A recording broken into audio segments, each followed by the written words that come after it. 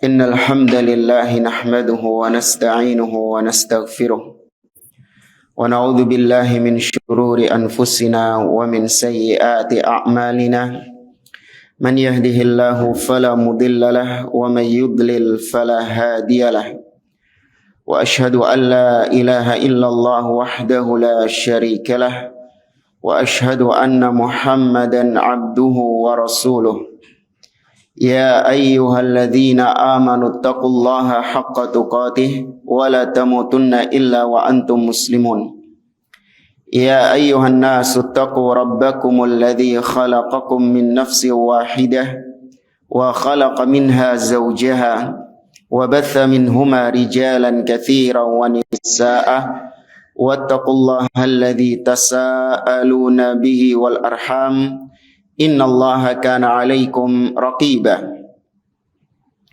يا أيها الذين آمنوا اتقوا الله وقولوا قولا سديدا يصلح لكم أعمالكم ويغفر لكم ذنوبكم ومن يطع الله ورسوله فقد فاز فوزا عظيما أما بعد فإن أصدق الحديث كتاب الله وخير الهدي هدي محمد صلى الله عليه وسلم وشر الأمور محدثاتها وكل محدثة بدعة وكل بدعة ضلالة وكل ضلالة في النار. Ma'asyiral muslimin, ikhwani fillah, rahimani wa rahimakumullah. Kita melanjutkan kembali pembahasan kitab Makanatus Sunnatin Nabawiyah yang ditulis oleh Fadilatul Syekh Ad-Doktor Umar Ibn Muslih Al-Husaini hafizahullah ta'ala. Kita masih membahas bab tentang manzilatus sunnah an-nabawiyah, yaitu kedudukan sunnah Nabi SAW. Dan pada pertemuan yang lalu beliau di sini menjelaskan tentang itsbatu ismatin Nabi SAW wa bayanu haqqihi minal mahabbah wa ta'ah wa ta'zim. Pasal yang pertama atau pembahasan yang pertama dari pasal ini, dari bab ini adalah yaitu penetapan sifat ismah, sifat maksum bagi Nabi Muhammad SAW. Kemudian penjelasan tentang hak-hak Nabi SAW, bahwa Nabi itu wajib untuk dicintai, wajib untuk ditaati, dan wajib untuk diagungkan. Nah, sudah berlalu pada pembahasan yang lalu, di antara hak Nabi SAW adalah al-imanu bi annahu ballaghar risalah wa akmalaha. Mengimani bahwa Nabi Muhammad SAW itu sudah menyampaikan risalah agama ini, sudah menuntaskan risalah agama ini, yakni semua wahyu yang Allah turunkan kepada beliau itu sudah disampaikan kepada umatnya, tidak ada yang beliau sembunyikan atau beliau lupakan. Ya, semua sudah diajarkan oleh Nabi SAW. Sebagaimana Allah berfirman, "Al-yauma akmaltu lakum dinakum wa atmamtu 'alaikum ni'mati wa raditu lakum al-islamah dinan." Pada hari ini telah kusempurnakan bagi kalian agama kalian, dan aku cukupkan nikmatku atas kalian, dan aku ridhoi Islam sebagai agama kalian. Ini sudah kita sampaikan, kita wajib mengimani hal ini. Nggak boleh kita ragu, dan nggak boleh ada syak, ada dugaan, jangan-jangan Nabi ini masih belum selesai, sudah keburu meninggal duluan. Ini nggak boleh ada keyakinan seperti ini. Kemudian yang kedua adalah di antara hak Nabi Muhammad SAW yang wajib kita tunaikan, yaitu al-imanu bi ismatihi, mengimani kemaksuman Nabi Muhammad SAW. Kata beliau, maknal ismah maknal ismah fil lughah ilal man'i wal hifdhi. Secara bahasa, maksum atau al-ismah, kemaksuman, itu maknanya dalam bahasa kembali kepada al-man'u wal hifdh, yaitu pencegahan dan penjagaan. Maksudnya Nabi itu dicegah oleh Allah dari melakukan perbuatan-perbuatan yang mungkar, perbuatan yang haram, dicegah dan juga dijaga. Jangan sampai Nabi SAW jatuh dalam perbuatan-perbuatan yang mungkar itu. Seperti diriwayatkan dalam sirah, dahulu sebelum Nabi diangkat menjadi Rasul, Nabi SAW itu pernah ingin menghadiri pesta pernikahan orang-orang Arab jahiliyah, di mana di situ dinyanyikan nyanyian-nyanyian, ada biduan-biduan wanita. Namun ternyata Allah jadikan Nabi SAW tertidur, sehingga Nabi tidak ikut di mantenan lah istilahnya lah, yang ada musik-musik dan nyanyian-nyanyian di dalam. Ini salah satu bentuk penjagaan, bentuk ismah, penjagaan dari Allah Subhanahu wa taala. Wa ammal ma'na syar'i fa'urifat bi annaha lutfun minallahi ta'ala yahmilun nabiyya sallallahu alaihi wasallam ala fi'lil khair wa yazjaruhu wa yuzajjiruhu 'ani syarr ma'a baqa'il ikhtiyari tahqiqan lil ibtila. Sedangkan makna ismah, makna ismah secara syar'i, maksum secara syar'i, itu dikenal oleh para ulama dengan makna lutfun minallah.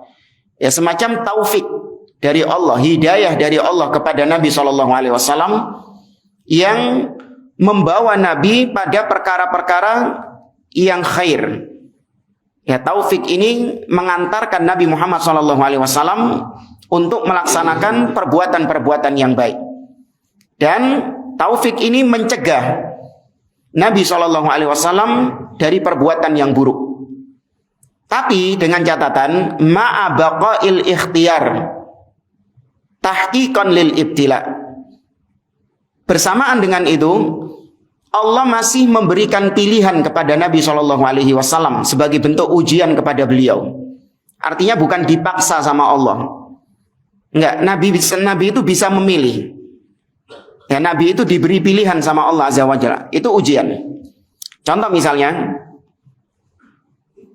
kemaksuman yang ada pada Nabi Yusuf alaihi salam. Nabi Yusuf dijaga sama Allah dari perbuatan zina ketika diajak berzina oleh Imra'atul Aziz, atau yang dikenal namanya dengan Zulaikha. Terjadi nggak perzinahan itu? Tidak. Itu penjagaan dari Allah Subhanahu wa taala. Tapi apakah Nabi Yusuf itu sama sekali memang tidak menginginkan wanita tersebut? Enggak. Nabi Yusuf juga menginginkannya. Ada pilihan, diberi pilihan sama Allah Azza wa Jalla. Itu ujian Allah kepada Nabi Yusuf. Meskipun memang hasilnya nanti Nabi Yusuf tidak akan berzina, namun Nabi Yusufnya itu dijadikan punya pilihan. Ada ikhtiar. Allah mengatakan walaqad hammat bihi wa hamma biha laula ar-ra'a burhana rabbi. Zulaikha ada kecenderungan kepada Nabi Yusuf, ada keinginan kepada Nabi Yusuf. Wa hamma biha, tuh sama Nabi Yusuf juga ada keinginan kepada Zulaikha. Laula ar-ra'a burhana rabbi. Ini penjagaan dari Allah. Seandainya Nabi Yusuf tidak mendapati laula ar-ra'a burhana rabbi, tidak mendapati hidayah dari Allah Subhanahu wa taala, terjadi perzinahan itu.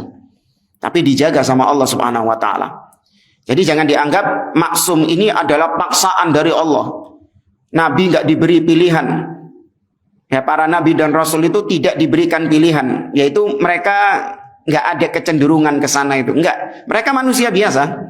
Nabi Yusuf laki-laki, namanya laki-laki juga ada kecenderungan kepada wanita. Wajar. Nah, hal-hal seperti itu masih ada pada para nabi dan rasul.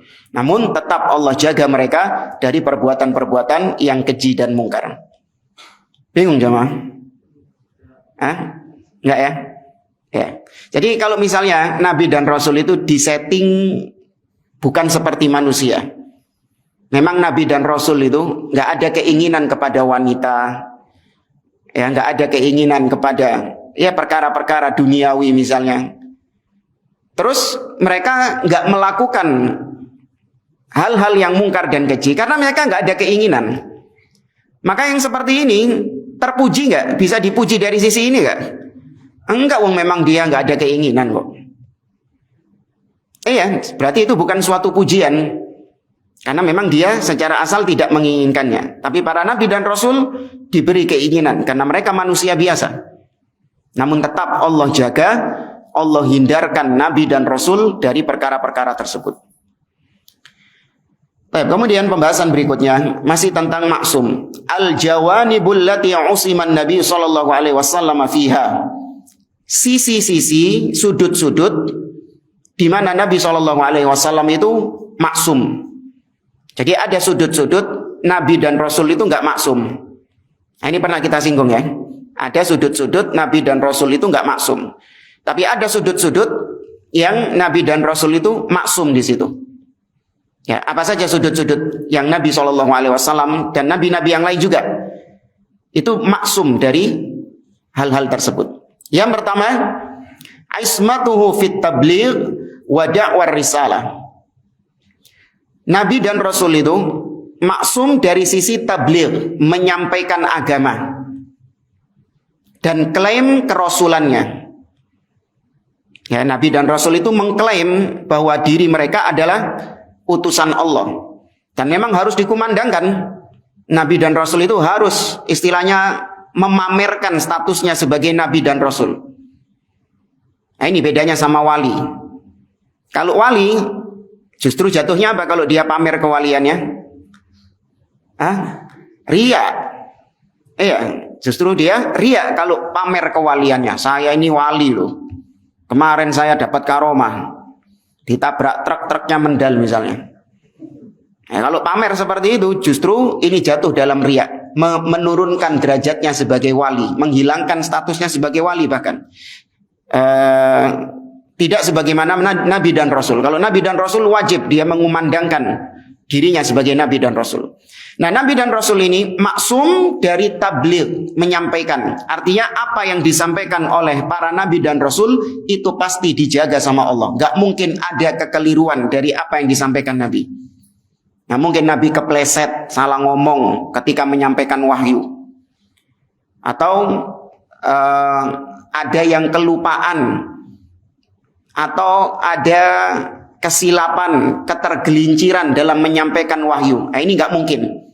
Karena dijaga sama Allah. Ketika menyampaikannya itu dijaga sama Allah Azza wa Jalla. Faqad dallat dalil ala ismati nabiyyina sallallahu alaihi wasallam fi hadzal janib. Ada beberapa dalil yang menunjukkan, membuktikan bahwa Nabi kita Muhammad sallallahu alaihi wasallam itu dijaga oleh Allah dari sisi ini, dari sudut yang satu ini. Wan aqdal ijma' alaihi, dan sudah ada ijma', kesepakatan para ulama bahwa Nabi dan Rasul termasuk Nabi Muhammad SAW maksum dari sisi menyampaikan risalah. Faminal adillah qauluhu ta'ala, di antara dalilnya adalah firman Allah Azza wa Jalla, wa ma yantiqu 'anil hawa in huwa illa wahyun yuha. Dan tidaklah yang diucapkan olehnya itu dari hawa nafsu. Ya, bukanlah yang beliau ucapkan itu dari hawa nafsunya. Akan tetapi dia adalah wahyu yang Allah wahyukan kepadanya. Kata beliau, ini dalam surah An-Najm ayat 3 sampai 4. Fal ayatu nassun fi ismati lisanihi sallallahu alaihi wasallam min kulli hawa wa gharad fa huwa la yantiqu illa biwahyin. Maka ayat tadi adalah dalil yang menunjukkan kemaksuman lisannya Nabi sallallahu alaihi wasallam. Dari sisi beliau tidak mungkin mengucapkan dengan hawa nafsunya. Beliau tidak mungkin mengucapkan dengan pemikirannya atau ra'yunya. Akan tetapi itu adalah wahyu dari Allah Azza wa Jalla. Tapi ini nanti ada pengecualian ya. Yaitu hanya dalam masalah-masalah yang berkaitan dengan din, berkaitan dengan agama. Tapi kalau itu berkaitan dengan perkara-perkara duniawi, itu Nabi terkadang berpendapat dengan pendapat pribadinya. Dalam perkara duniawi, Nabi juga berpendapat dan terkadang salah pendapatnya Nabi. Nanti akan ada penjelasan tentang hal itu. Tapi kalau sudah berbicara tentang masalah agama, maka nggak mungkin Nabi berpendapat dengan pendapat pribadinya. Pasti itu apa? Wahyu dari Allah Azza wa Jalla. Kemudian dalil berikutnya, dalam surah Al-Haqqah ayat 44 sampai 47.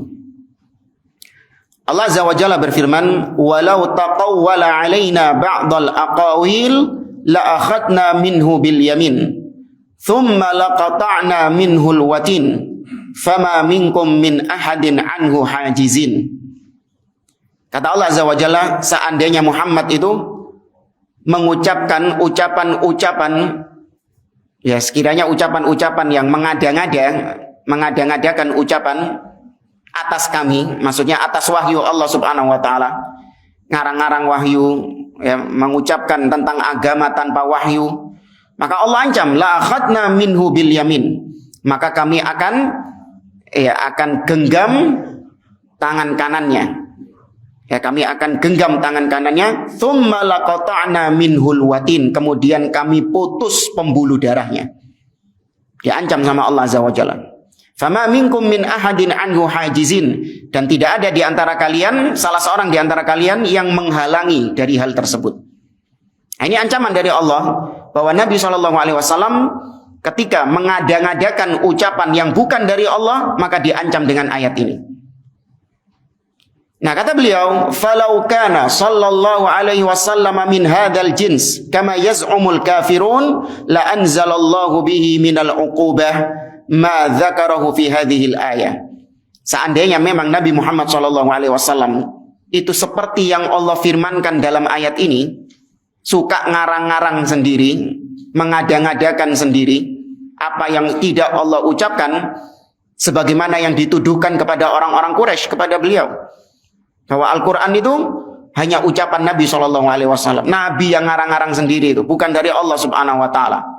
Maka seandainya benar seperti itu, maka pasti akan turun hukuman yang tadi disebutkan. Ya, pasti Allah menurunkan hukuman yang tadi disebutkan. Laqata'na minhu walau taqawwala 'alaina ba'dal aqawil la akhadna minhu bil yamin thumma laqata'na minhul watin. Ya, kami akan potong pembuluh darahnya. Pasti akan dipotong sama Allah. Nah, ini menunjukkan bahwa Nabi SAW ketika menyampaikan wahyu, tidak ada satupun yang dari pendapat beliau sendiri. Tidak ada yang mengada-ngada, ngarang-ngarang sendiri, nggak ada. Semua adalah murni dari Allah Azza wa Jalla. Kemudian dalil berikutnya dari hadis, wa an Abdullah ibn Amr ibn al-As radhiyallahu anhuma. Dari Abdullah bin Amr ibn al-As radhiyallahu anhuma. Yang pernah kita sebutkan ini anaknya Amr ibn al-As. Nah, Abdullah ini anaknya Amr ibn al-As. Kacek pira mbek bapak ya umure? Selisih 10 atau 11 tahun.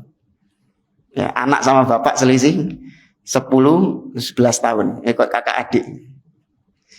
Baik, kata beliau, kata Abdullah bin Amr ibn al-As, kuntu aktubu kulla syai'in asma'uhu min Rasulillah sallallahu alaihi wasallam uridu hifdhahu. Aku, kata Abdullah, aku sering mencatat apapun yang diucapkan oleh Nabi sallallahu alaihi wasallam. Apa yang aku dengar dari Nabi sallallahu alaihi wasallam tak catat. Aku menginginkan untuk menghafalnya. Jadi para sahabat itu semangat untuk menghafal hadis Nabi SAW. Ya, fanahadni Quraisyun, tapi ternyata orang-orang Quraisy menghalangi aku, mencegahku. Waqalu, mereka mengatakan, innaka taktubu kulla syai'in tasma'uhu min Rasulillah SAW. Wahai Abdullah, kata orang-orang Quraisy, ente ini mencatat semua apapun yang kau dengar dari Rasulullah sallallahu alaihi wasallam. Wa Rasulullahi basyarun yatakallamu fil ghadab war ridha. Sedangkan Muhammad, Rasulullah sallallahu alaihi wasallam itu manusia biasa. Terkadang ketika ngomong dalam kondisi marah, terkadang ketika berbicara dalam kondisi yang tenang, kondisi yang diridhoi. Jadi berubah-ubah. Nah, terkadang orang kalau ngomong dalam kondisi yang marah, itu di luar kendalinya kan. Nah, ngono mbok catet pisan. Itu kata orang-orang Quraisy. Gitu kau catat juga. Maka jangan semua mencatat apapun yang diucapkan oleh Muhammad itu. Karena Muhammad manusia biasa. Terkadang nggak bisa mengendalikan ucapan.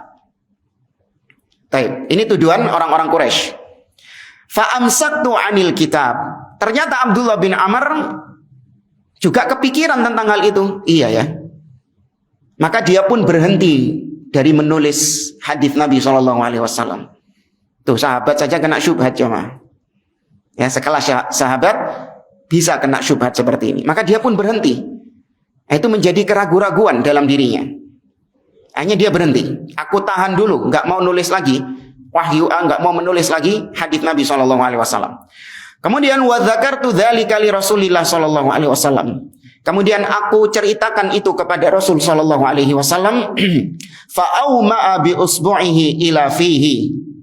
Maka kemudian Nabi SAW mengisyaratkan dengan telunjuknya ke arah mulutnya, ke arah lisannya. Kemudian Nabi mengatakan, "Uktub fawalladhi nafsi biyadi ma yakhruju minhu illa haq." Demi Allah yang jiwaku berada di tangannya, tulislah, tidaklah yang keluar dari sini kecuali pasti hak. Nabi isyaratkan dengan telunjuknya, tidaklah yang keluar dari sini, artinya dari mulut beliau, kecuali itu pasti kebenaran. Nah, ini jangan niru-niru kayak gini ya. Nah, iya, jangan niru-niru kayak gini. Tidaklah yang keluar dari mulutku ini kecuali, kalau kita bukan kebenaran, kebohongan, gedabrus, ngobus, kedzib dan seterusnya. Nah, ini jangan niru-niru ini. Ini khusus Nabi SAW. Hadis ini diriwayatkan oleh Imam Ahmad, oleh Abu Dawud dan Al-Hakim.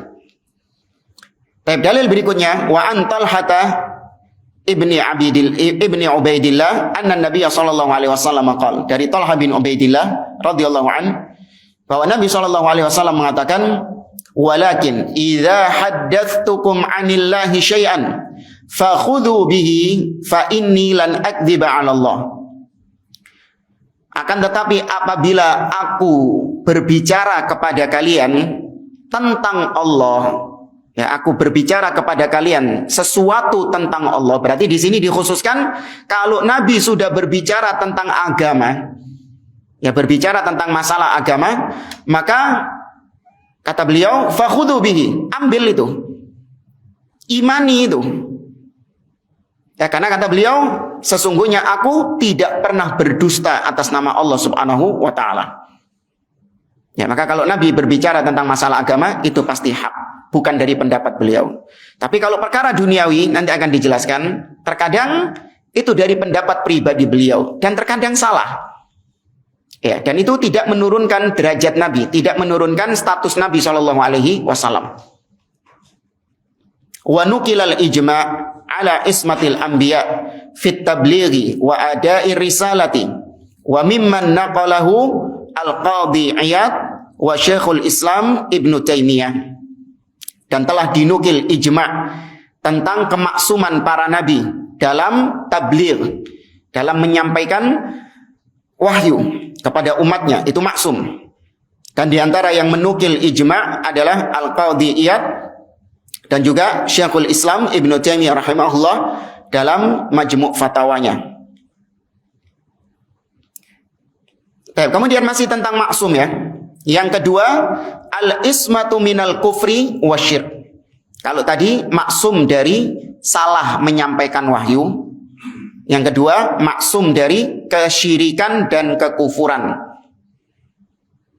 Wa hadhil isma qabla mab'athihi sallallahu alaihi wasallam wa ba'dahu.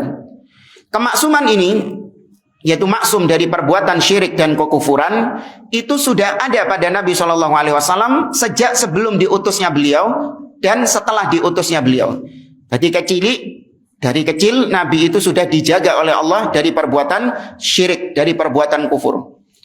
Makanya di antara para sahabat yang tidak pernah sujud kepada Nabi tidak pernah sujud kepada berhala sedikit pun selain Nabi SAW, seperti misalnya Ali bin Abi Thalib radhiyallahu taala anhu, itu tidak pernah sujud kepada berhala sama sekali. Ya, itu diantaranya. Baik. Kata beliau, wa min adillatiha hadithu Anas ibni Malikin anna Rasulullah sallallahu alaihi wasallam atahu Jibril wa huwa yal'ab ma'al hilman. Di antara dalilnya adalah kisah yang disebutkan oleh Anas bin Malik tentang masa kecil Nabi sallallahu alaihi wasallam. Di mana Nabi sallallahu alaihi wasallam pernah didatangi oleh Jibril ketika di perkampungan Bani Sa'ad. Ya, masih dalam persusuan Halimah Sa'diyah. Ya kan, kisah Halimah As-Sa'diyah. Nabi didatangi sama Jibril tatkala Nabi SAW masih kecil dan sedang bermain-main bersama teman-temannya. Fa'akhadahu wa sara'ahu. Maka kemudian sama Jibril dipegang dan langsung digeblakan. Oh, digeblakan. Ditidurkan, bukan ditidurkan. Direbahkan, dijatuhkan. Ya. Kemudian wasyaqqa an qalbihi, dan dibelah dada Nabi SAW. Fastakhrajal qalb, kemudian dikeluarkan hati itu, jantung itu. Fastakhraja minhu alaqah, kemudian dikeluarkan ya segumpal darah dari jantung itu. Faqala, maka dikatakan hadza hadzuz syaitani minka, kata Jibril, ini adalah bagian syaitan yang ada di dalam dirimu. Thumma ghassalahu fi tatqin aw fi tastin min dhahabin bima'i zamzam. Fi tabaqin min dhahab bima'i zamzam. Kemudian dicuci sama Jibril alaihi salam jantungnya Nabi sallallahu alaihi wasallam dengan air zam-zam, ya, di sebuah tempat yang terbuat dari emas. Apa istilahnya? Baskom, ya. Ya, baskom yang terbuat dari emas dicuci dengan air zam-zam. Thumma la'amahu thumma a'adahu fi makani. Kemudian dijahit. Ya, artinya dijahit di sini artinya ditutup kembali dan dikembalikan ke dada Nabi SAW. Nah, ini kita imani. Nggak usah dibentur-benturkan dengan bagaimana bisa orang jantungnya dikeluarkan kok masih hidup. Ya kan? Harusnya orangnya sudah mati dan seterusnya. Ya, perkara-perkara seperti ini harus kita imani. Ya, karena ini terjadi pada Nabi SAW. Dan yang menceritakan Nabi SAW. Maka kita imani. Kemudian dikembalikan. Waja'al ghilman yas'auna ila ummihi ay murdi'atihi. Kemudian ketika itu bocah-bocah ini tadi ketakutan. Jantungnya Nabi dikeluarkan, kemudian dijahit lagi. Mereka ketakutan. Ada orang yang membelah dada karena Jibril menjelma menjadi manusia. Maka mereka pun lari kepada ibu Nabi SAW. Maksudnya ibu susuan, yaitu Halimah. Faqalu, anak-anak ini mengatakan, inna Muhammadan qad qutil. Sesungguhnya Muhammad terbunuh. Sesungguhnya Muhammad terbunuh. Fastakbaluhu wa huwa muntaqa'ul laun. Ketika mereka kembali kepada Nabi SAW, wajah Nabi sudah pucat. Qala Anas, maka Anas mengatakan, wa qad kuntu ara athara dzalikal mikhyat fi sadrihi. Ya, ini cerita setelah Nabi diutus, sudah Nabi ini besar, baru cerita kepada Anas. Dan Anas mengatakan, sungguh aku melihat bekas jahitan itu ada di dada Nabi SAW. Ya, bekas jahitannya itu ada di dada Nabi SAW. Hadis ini sahih, diriwayatkan oleh Imam Muslim dalam sahihnya. Kata beliau, fal hadithu nassun ala ikhraj Jibril haddu syaitani minhu sallallahu alaihi wasallam. Atau haddu syaitani minhu sallallahu alaihi wasallam wa tathhiri qalbihi. Hadis ini adalah dalil bahwa Jibril mengeluarkan bagian syaitan yang ada dalam hati Nabi sallallahu alaihi wasallam dan membersihkannya. Fala yaqdiru syaitan ala ighwaihi. Maka syaitan tidak akan mampu untuk menyesatkan Nabi SAW ke dalam kekufuran dan kesyirikan. Ya, karena jatahnya syaitan sudah diambil. Beda sama kita. Ya, lagi jatahnya setan wakil. Ya, kalau kita jatahnya syaitan banyak. Ya, nas'alullah al-afiyah. Wala sabila lahu alaihi, tidak ada jalan bagi syaitan untuk bisa mencelakakan Nabi ke dalam kekufuran dan kesyirikan. Wa fihi dalilun ala tanzihihi an syirki minas sighar. Ini adalah dalil bahwa Nabi SAW disucikan oleh Allah, dijaga oleh Allah dari perbuatan syirik, dari perbuatan kufur sejak dini. Kecil sudah dijaga oleh Nabi SAW. Dan sudah dinukil ijma' kata beliau oleh para ulama bahwa para nabi dan rasul itu maksum dari perbuatan syirik dan perbuatan kekufuran. Dan kemudian yang ketiga, ismatuhu sallallahu alaihi wasallam minal kadhib fi ghairil wahyi wat tabligh. Ini biar nggak mirip dengan yang pertama tadi, yaitu Nabi sallallahu alaihi wasallam maksum dari ucapan-ucapan yang dusta selain masalah wahyu. Ya, kalau yang masalah wahyu sudah ya di poin yang pertama ya. Itu masalah wahyu. Nabi nggak mungkin berdusta tentang masalah wahyu. Ternyata bukan wahyu saja, tentang masalah agama saja yang Nabi nggak mungkin berdusta. Selain itu, Nabi juga maksum dari ucapan-ucapan yang dusta. Wa hadza ma'lum masyhurun min siratihi sallallahu alaihi wasallam qabla al-bi'tsah. Dan ini sangat terkenal sekali. Sangat diketahui sekali bahkan sebelum diutusnya Nabi Shallallahu Alaihi Wasallam.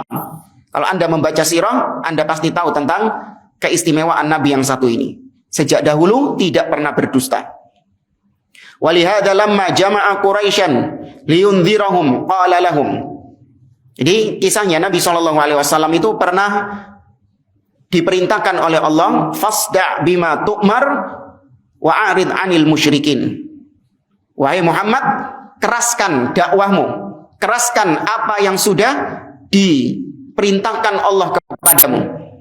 Karena dahulu 3 tahun sebelumnya Nabi itu dakwahnya secara apa? Sembunyi-sembunyi. Maka Allah memerintahkan fasda' bima tu'mar. Suruh terang-terangan. Maka Nabi pun naik ke Bukit Sofa.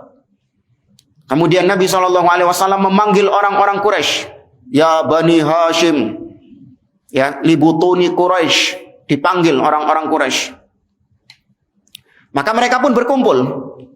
Bahkan sampai-sampai ada orang yang nggak mampu untuk keluar, mereka memerintahkan budak-budaknya untuk keluar demi untuk bisa mendengarkan apa yang akan diucapkan oleh Nabi SAW.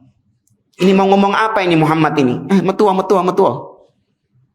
Disuruh keluar karena dia nggak bisa keluar sampai sebegitunya. Kemudian Nabi mengatakan kepada mereka, Ara'aitum law akhbartukum anna khailan bil wadi turidu an taghira alaikum akuntum musaddiqin.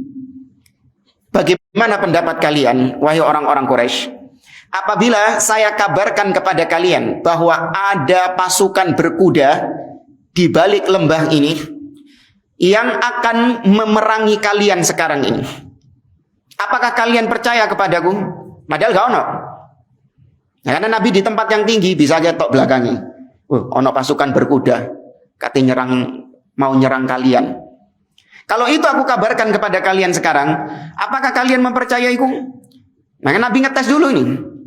Sebelum Nabi mengumumkan kerasulannya, Nabi ngetes dulu mereka. Apakah mereka ini masih meyakini beliau sebagai orang yang al-amin, orang yang jujur.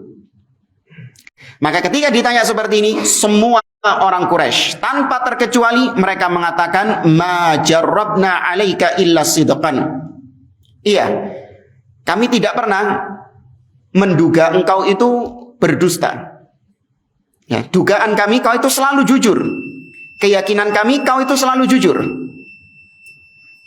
Barulah Nabi mengatakan fa inni lakum nadhir baina yaday adzabin syadid. Sesungguhnya aku adalah pemberi peringatan kepada kalian.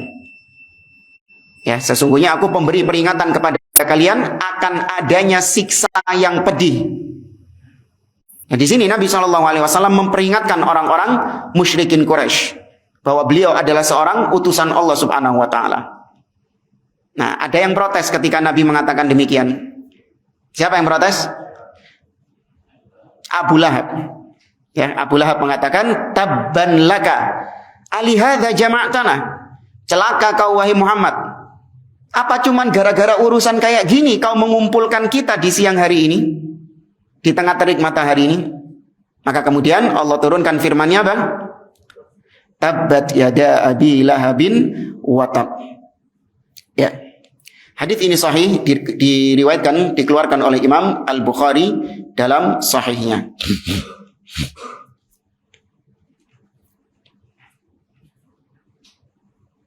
Kemudian wa kadzalika fi hadithi bad'il wahyi wa su'ali Hiraql li Sufyan.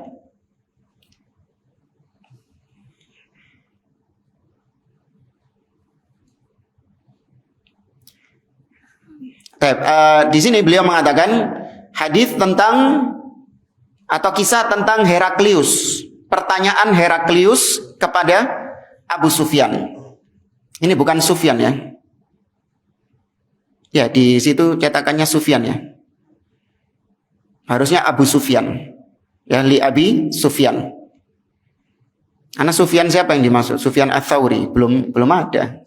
Tabi'in. Sufyan bin Uyainah juga belum ada.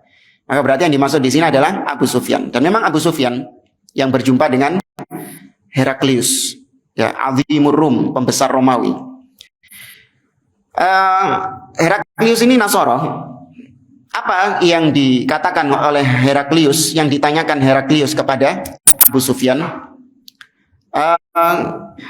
Heraklius mengatakan, hal kuntum tattahimunahu bil kadhib qabla an yaqula ma qala. Jadi Abu Sufyan ini menceritakan tentang suasana di kota Mekah. Ada seorang yang bikin heboh ini, kurang lebihnya gitu. Namanya Muhammad, dia mengaku sebagai Rasul, ini memecah belah. Tuduhannya kan gitu, memecah belah bangsa. Itu kan tuduhan orang-orang sekarang gitu. Ya, memecah belah Quraisy dan seterusnya. Kemudian ditanya sama Heraklius, Sita, apakah sebelum kalian menuduh-nuduh seperti tadi itu, apakah sebelum itu kalian pernah menuduhnya sebagai pendusta? Yang sebelum kalian ngomong sekarang ini bahwa Muhammad ini begini. Sebelum itu pernah nggak kalian menuduh dia itu pendusta? Maka kata Abu Sufyan, enggak. Sejak dahulu kami nggak pernah menganggapnya sebagai pendusta.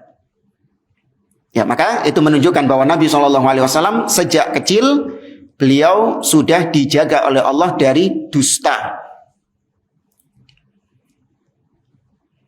Nah, kemudian poin yang keempat, ismatuhu minal kabair duna syirk. Nabi itu maksum dari kabair, dosa-dosa besar yang selain syirik. Nah, syirik itu dosa besar, bahkan dosa yang paling besar. Nah, ada dosa-dosa besar seperti membunuh, berzina, khamr, riba, ya, dan yang semisal dengannya. Maka Nabi maksum dari perbuatan-perbuatan tadi.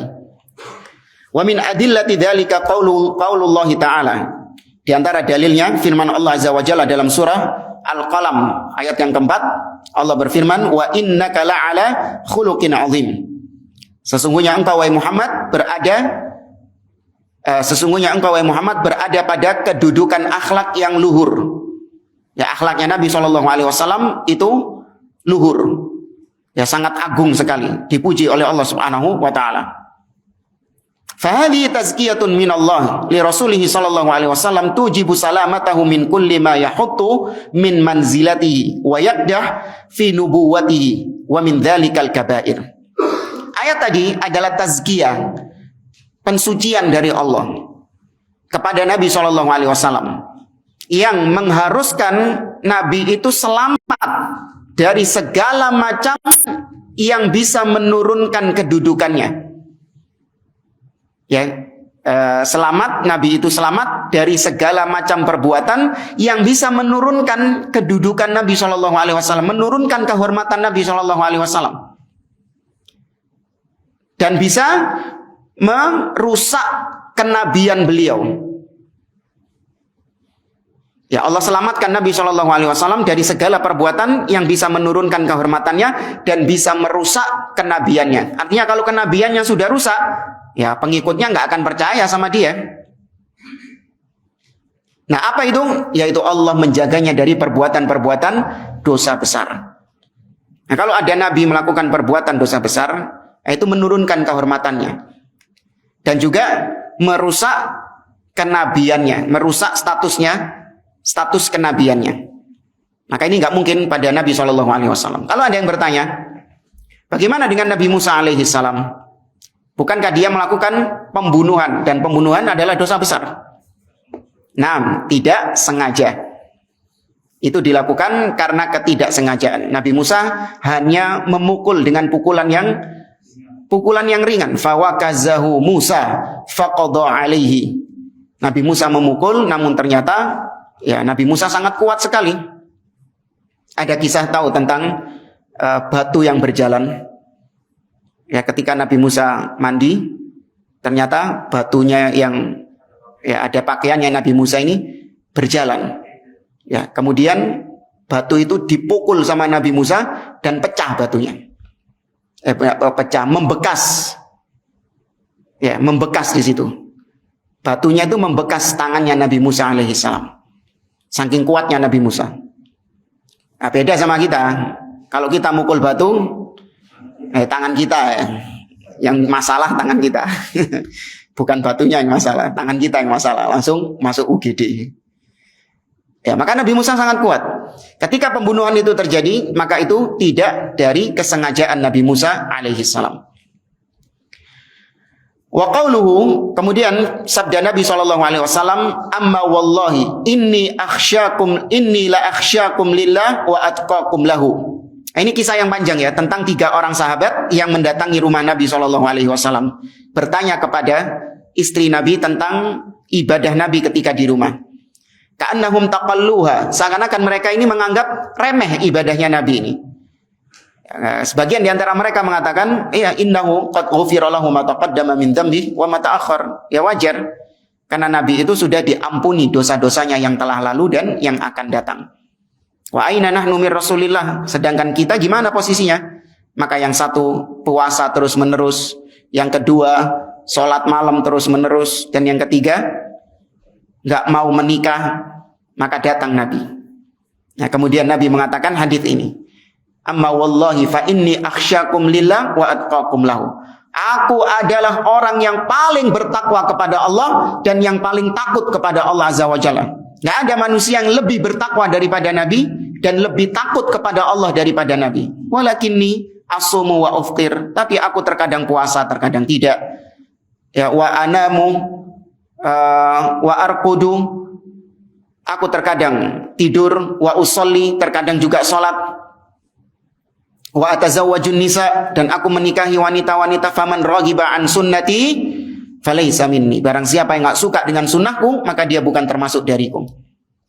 Maka kata beliau dari hadis ini, wa mimma yandariju tahta hadhil khasyah wat taqwa bu'duhu an kulli ma yaskhatur rabb. Karena Nabi manusia yang paling bertakwa dan paling takut kepada Allah, maka berarti beliau adalah manusia yang paling jauh dari perbuatan-perbuatan yang mungkar, dari perbuatan-perbuatan yang kabair. Karena beliau paling bertakwa dan paling takut. Wa min dhimni dzalika irtikabul kabair, yaitu melakukan perbuatan-perbuatan dosa besar. Fahuwa min am'adin nasi anha sallallahu alaihi wasallam. Beliau adalah manusia yang paling jauh, paling gak mungkin melakukan perbuatan-perbuatan kabair itu. Kurang berapa menit? 5, 6. Ini pembahasan berikutnya. Pembahasan berikutnya ini kalau agak panjang. Kalau disampaikan sekarang dalam waktu yang singkat ini, khawatir nanti pulang-pulang akhirnya menuduh Nabi itu jatuh dalam maksiat juga. Karena yang dibahas di sini adalah hal yaqaul khata' minhu sallallahu alaihi wasallam fis saghair. Apakah Nabi itu mungkin melakukan dosa-dosa saghair, dosa-dosa kecil? Apakah mungkin Nabi itu melakukan kesalahan-kesalahan, kekeliruan-kekeliruan, ketergelinciran? Ini sudah kita jawab sih secara umum. Maka ada rinciannya, tapi mungkin Nabi SAW jatuh dalam perkara-perkara yang sifatnya itu ketergelinciran, pendapatnya itu salah, atau salah ijtihadnya, Seperti kisah Abdullah bin Ummi Maktum. Nabi berijtihad bahwa yang lebih penting adalah menasehati para tokoh-tokoh Quraisy. Itu yang lebih penting. Ini ijtihadnya Nabi. Karena kalau tokoh-tokoh Quraisy ini mereka mumpung-mumpung itu mau mendengarkan Nabi, biasanya mereka tutup telinga. Ya, biasanya orang-orang Quraisy ini mereka tutup telinga. Kalau Nabi sudah ngomong, tutup telinga mereka. Nah, ini kok tumben-tumben mereka mau mendengarkan Nabi SAW. Dan Nabi sangat berharap mereka dapat hidayah dari situ. Maka Nabi fokus ini sama pembesar-pembesar Quraisy. Takko lagi moro-moro ya Abdullah bin Ummi Maktum, ya Rasulullah, alimni. Wahai Rasulullah, berikan ilmu kepadaku, ajarkan, minta petuahnya, minta nasihatnya. Nabi mencurang tok, gak direken. Ya, karena dia sudah masuk Islam, gitu loh bang. Kau ini kengko iso, kamu ini masih bisa nanti itu. Aku punya banyak waktu sama engkau. Seakan-akan Nabi demikian ijtihadnya. Sedangkan sama orang-orang Quraisy ini jarang-jarang ini. Ya, dan Nabi sangat ingin orang-orang Quraisy ini mendapatkan hidayah.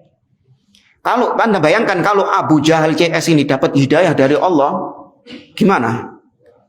Banyak yang mengikutinya karena ini tokoh-tokohnya ini. Ya kan? Apa istilahnya? Norok buntek. Ayo pengikut-pengikutnya mengikut semua itu. Maka Nabi lebih fokus itu. Tapi ternyata disalahkan ijtihadnya Nabi ini sama Allah. Allah turunkan apa? Allah turunkan apa? Hah? Abasa wa tawalla an ja'ahul a'ma dan seterusnya. Itu kekeliruan ijtihad dari Nabi SAW. Ya, ada rinciannya. Cuman kata beliau nggak boleh dimutlakkan Nabi bisa melakukan dosa kecil. Nggak boleh dimutlakkan. Harus ada rinciannya. Karena kalau dimutlakkan itu adalah bentuk su'ul adab kepada Nabi SAW. Ya, ada perinciannya. Dalam hal apa Nabi SAW itu keliru, salah, itu ada rincian. Dan itu sama sekali tidak mengurangi kedudukan beliau. Dan tidak merusak status beliau sebagai Nabi.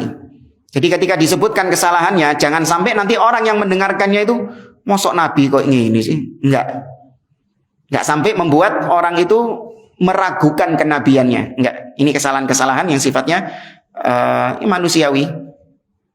Ya, kesalahan manusiawi. Saya cukupkan sampai di sini. Insyaallah kita lanjutkan pada pertemuan yang akan datang. Hadza wallahu a'lam bissawab. Aqulu qouli hadza wa sallallahu ala nabiyyina Muhammad wa ala alihi wa sahbihi ajma'in. Wa akhiru da'wana anil hamdulillahi rabbil alamin. Wassalamualaikum warahmatullahi wabarakatuh.